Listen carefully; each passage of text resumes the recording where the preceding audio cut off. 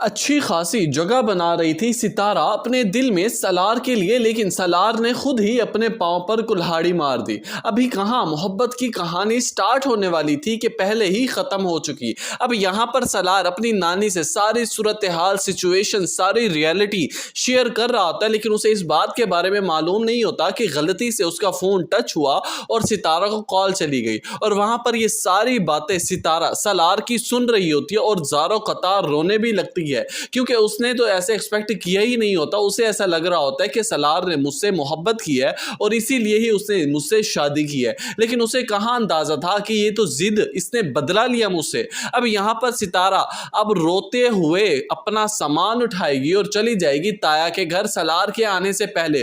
और जब सलार घर आएगा, देखेगा सितारा नहीं है, सामान घर नहीं है, तो अपने घर वालों से पूछेगा। और जब उसकी वालदा कहने लगेगी कि तुम्हारी बीवी किसी को बंदा समझती है, अपनी मर्जी से जब जी जाता है मुंह उठा के चली जाती है, अब भी हमें तो नहीं पता कहाँ गई है, गई होगी किसी से मिलने।